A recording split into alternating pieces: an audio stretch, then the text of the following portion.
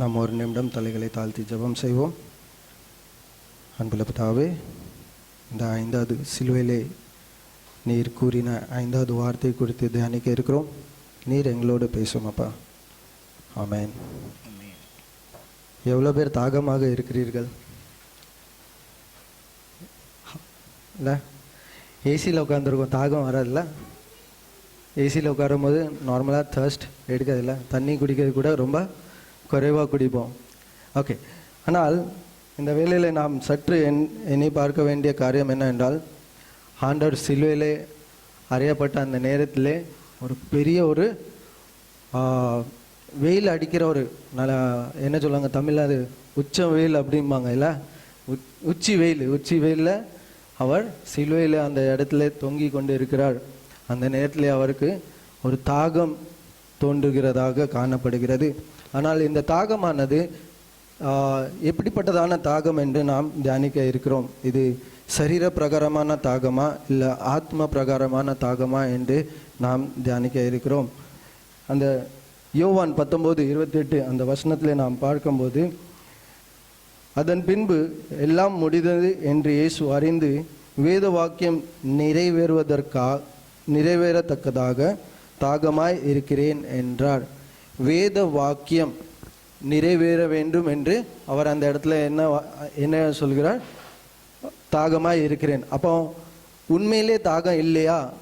அப்போ வேத வார்த்தை நிறைவேற வேண்டும் என்று அவர் சொல்கிறாரா, இல்லை உண்மையான தாகம் இருந்ததுனால சொல்லுகிறாரா என்று நாம் தியானிக்கும் போது, உண்மையிலே அவருக்கு சரீர பிரகாரமாக தாகமும் இருந்தது, ஆத்ம பிரகாரமான தாகமும் காணப்பட்டது. அதை நாம் எப்படி என்று பார்க்கும்போது, நம்ம எல்லாரும் நம்ம இந்த இன்ட்ரொடக்ஷன் மெசேஜில் அருமையாக ஐயா ஃபுல்லாக அந்த மாண்டி தேர்ஸ்டே, நம்ம அந்த வியாழக்கிழமை அவர் அரெஸ்ட் பண்ணதுலேருந்து சிலுவையில் அறையப்பட்ட வரைக்கும் அழகாக அவர் எப்படியாக வேதனைப்பட்டார், அவர் ஒவ்வொரு காரியங்களையும் எப்படி வேதனைப்பட்டார் என்று நாம் அந்த இடத்துல நாம் தியானித்தோம். அப்போ இந்த இடத்துல பார்க்கும்போது, இந்த நேரத்திலே கிட்டத்தட்ட ஒரு 3 மணி நேரத்திற்கு பின்பதாக இந்த வார்த்தையை அவர் சிலுவையிலே கூறுகிறதை நாம் பார்க்கிறோம். அப்போ அந்த அடித்தப்பட்டு நொறுக்கப்பட்டு சரீரத்திலே எல்லா விதமான ஒரு வேதனை அடைந்த நிலைமையிலே அவர் இருக்கிறார். அவர் அந்த நேரத்தில் அவருக்கு ஒரு தாகம் எடுக்கிற சூழ்நிலை, அந்த தாகம் வருகிறதாக இருக்கிறது. ப்ராஃபஸி, இந்த இதற்கான நம்ம பழைய பாட்டில் நம்ம இந்த வசனத்தை நாம் பார்க்க வேண்டும் என்றால், சங்கீதம் 69:21 வசனம் பின்பகுதியை நாம் வாசிக்கும் போது, சங்கீதம் 69:21 பின்பகுதியை வாசிக்கும் போது, என் தாகத்துக்கு காடியை கொடுத்தார்கள், என் தாகத்துக்கு காடியை கொடுத்தார்கள். அப்போ அந்த வேத வாக்கியம் நிறைவேறும்படியாக அந்த இடத்துல ஆண்டவர் என்ன செய்கிறார்? தாகமாய் இருக்கிறது என்று சொல்லும்போது, நம்ம எல்லாருக்கும் தெரியும், அவர் தாகமாக இருக்குது என்று சொல்லும்போது அந்த சோல்ஜர் என்ன பண்ணுறான்? காடியை எடுத்து கொடுக்கிறான். அதை நம்ம அந்த யோவான் 19:29 வசனத்தில் முன்பகுதியில் பார்க்கும்போது, காடி நிறைந்த பாத்திரம் அங்கே வைக்கப்பட்டிருந்தது. அவர்கள் கடற்காலனை காடியிலே தோய்த்து ஈசோப் புத்தண்டியில் மாட்டி அவர் வாயின் இடத்தில் நீட்டி கொண்டார்கள். அப்போ அவருக்கு அந்த இடத்துல தாகமாக இருக்கிறது என்று சொல்லும்போது, அவருக்கு அங்கே என்ன கொடுக்கப்படுகிறது? அந்த காடியானது ஒரு கசப்பான ஒரு காடியை கொடுக்கப்படுகிறது. அப்போ அந்த வேத வாக்கம் நிறைவேறும்படியாக அந்த இடத்துல அவருக்கு அதே இன்னொரு ஒரு வசனத்தை நாம் பார்ப்போம் என்னென்றால், சங்கீதம் 22:15 முன்பகுதியில், சங்கீதம் 22:15 முன்பகுதியிலே, என் பெலன் ஓட்டை போல் காய்ந்தது, என் நாவு மேல் வாயோடு ஒட்டி கொண்டது. இந்த சூழ்நிலை எப்போ வரும்? மேல் வாயோடு ஒட்டி கொண்டது. இந்த மாதிரி சூழ்நிலை எப்போ வரும் என்றால், நம்மளுடைய வாயில் இந்த எச்சி இல்லை அந்த தண்ணி நம்ம குடிக்காமல் நம்மளுடைய நாக்கானது வறண்டு போய் இருந்தால் நம்மளுக்கு இந்த மாதிரியான ஒரு சூழ்நிலை வரும். அப்போ அந்த இடத்துல அவர் அடிக்கப்பட்டு நொறுக்கப்பட்டதினாலே அவருக்கு அந்த எப்படிப்பட்ட சூழ்நிலை வந்தது? அந்த நாவானது மேல் நாவோடு ஒட்டி கொண்டது. அதனால அவருக்கு சரீர பிரகாரமான ஒரு தாகம் எடுக்கிறதை நாம் பார்க்கிறோம். அப்போ அந்த வார்த்தை நிறைவேறும்படியாக நாம் முதலாவது பார்த்தது, வார்த்தை நிறைவேறும்படியாக அவர் தாகம் எடுத்தது என்று சொன்னார். அதே போல் நம்ம அதுக்கு பின்பதாக அவர் சரீர பிரகாரமாக அவருடைய தாகத்தை அவர் எப்படி எதற்காக சரீர பிரகாரமான தாகம் எடுத்திருக்கக்கூடும் என்று நாம் பார்க்கும்போது, அவர் அவர் சிலுவையில் அறையும் போது அது ஒரு ஆராய்ச்சியில் இப்படியாக சொல்லப்படுகிறது, அது ஒரு சம்மர் சீசனாக இருந்தது. அது ஒரு சம்மர் சீசனாக இருந்ததுனால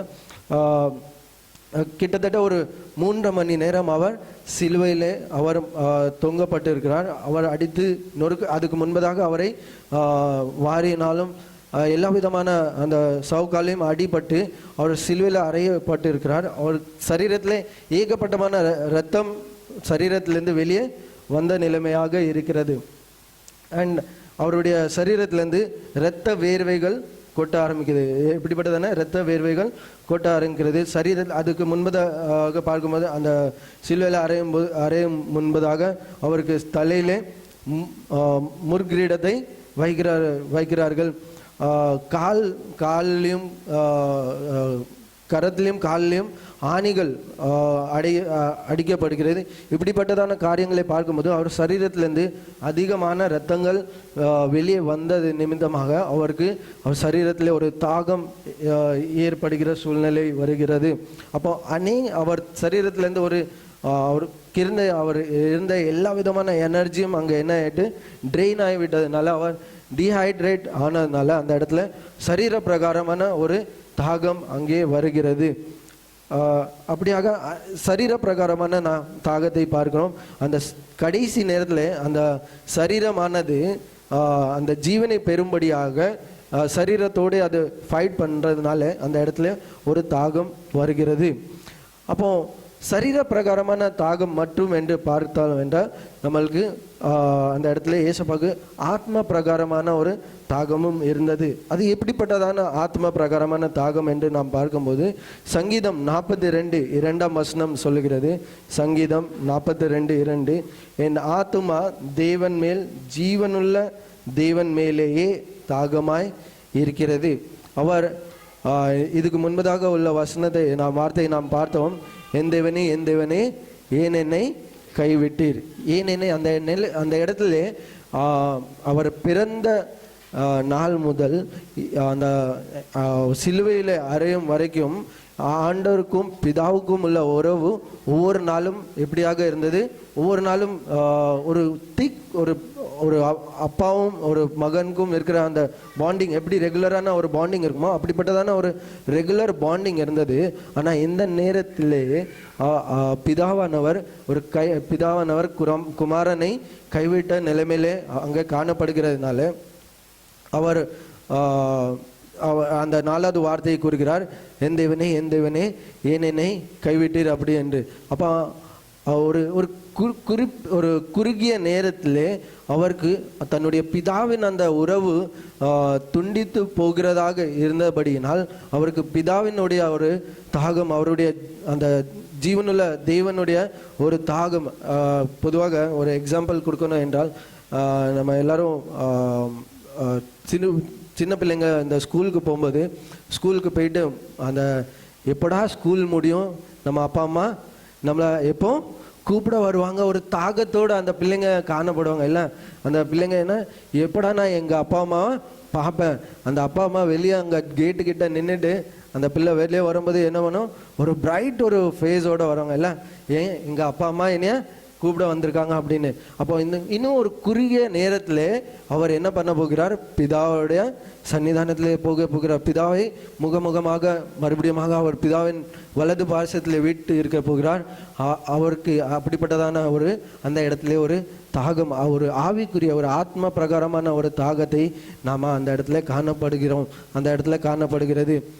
அது அப்போ இந்த எப்படி கிறிஸ்துவானவருக்கு, இயேசு கிறிஸ்துவுக்கு ஒரு பிதாவை பார்க்கும்படியான ஒரு ஜீவனுள்ள தேவனை பார்க்கும்படியான தாகம் உண்டாயினதோ அதே போல இன்றைக்கு நம்மளுக்கும் தாகம் உண்டாக வேண்டும் என்று அவர் சிலுவையில் இந்த வார்த்தையை கூறுகிறவர்களாய் காணப்படுகிறார். அப்போ பைபிளில் ஒரே ஒரு கேரக்டரை மாத்திரம் நான் எப்படி ஆண்டவரை தாகத்தோடு தேடினான் என்று ஒரே ஒரு கேரக்டரை நாம் மாத்திரம் பார்த்துவிட்டு முடிக்கலாம். எல்லாருக்கும் தெரிந்த ஒரு கதை. ஜக்கேயு கதை எல்லாருக்கும் தெரிந்திருக்கும் இல்லை? லூக்கா 19ஆம் அதிகாரம் 1ஆம் வசனத்திலிருந்து 10ஆம் வசனம் வரைக்கும் நீங்கள் பார்த்தீர்கள் என்றால், ஜக்கேயு என்கிறவன் ஒரு டாக்ஸ் கலெக்டர் இல்லை? அவன் டாக்ஸ் கலெக்ட் பண்ணுறது அநியாயமாக கலெக்ட் பண்ணி ஒரு பெரிய ஒரு ஆஸ்தி உள்ளவனாய் காணப்பட்டான். ஒரு ரிச் பர்சனாக இருந்தான். ஆனால் அந்த ரிச் பர்சன் இப்போ இயேசுவானவர் எரிகோவுக்கு வந்திருக்கிறதை அவன் அறிந்திருந்து, இந்த இயேசுவானவர் யார் என்று அவன் பார்க்க வேண்டும் என்று அவன் என்ன பண்ணுகிறான், ஆண்டவர் அந்த இயேசுவானவரை காணும்படியாக அவன் வருகிறான். ஆனால் வருகிற இடத்துல அவனுக்கு ஒரு 2 பிரச்சனை. என்ன பிரச்சனை? ஒன்று, அவன் ஹைட் வந்து குள்ளமாக இருக்கிறான். 2வது, அங்கே அநேக கூட்டமாக இருந்ததுனால அவனால் அந்த கூட்டத்தின் மத்தியில் என்ன பண்ண முடியல, இயேசுவை பார்க்க முடியல. நார்மலாக எல்லா மக்களும் எப்படி பார்க்குறாங்களோ அதை மாதிரி அவன் பக்கத்தில் இயேசுவின் பக்கத்தில் போய் நின்று அவனால் பார்க்க முடியல. என்ன பண்ணணும், இன்றைக்கு நான் இந்த இயேசுவை காண வேண்டும் என்று ஒரு தாகத்தோடு அவன் என்ன பண்ணுகிறான், காண்கிறான்.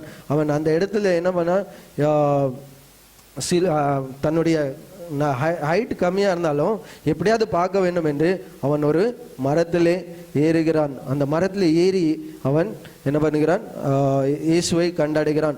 இயேசுவை காணும்போது அவன் இயேசுவை கண்டுவிட்டான். இந்த நேரத்தில் இயேசப்பா என்ன பண்ணுறாங்க, அவன் அந்த மரத்தில் நிற்கிற இடத்துல வந்து நின்று, அவன் சகையுவே நீ இறங்கி வா என்று உன் வீட்டிலே நான் என்ன பண்ண வேண்டும், போஜனம் பண்ண வேண்டும். அப்போ ஆண்டவரை அவன் யாரை தேடி வந்தான், இயேசு கிறிஸ்துவை தேடி வந்தபோது இயேசுவானவர் அவனை விட்டு அவன்கிட்ட என்ன சொல்றாங்க, இன்றைக்கு நான் அவன் வீட்டில் என்ன பண்ணணும், போஜனம் பண்ண வேண்டும் என்று அவர் கூறுகிறார். அப்போ நம்மளும் ஆண்டவரை நாம் தாகத்தோடு தேடும் போது அவர் நம் உள்ளத்தில் மாத்திரமல்ல நம்மளுடைய இல்லத்திலும் அவர் பிரவேசிக்கிறவராக இருக்கிறார்.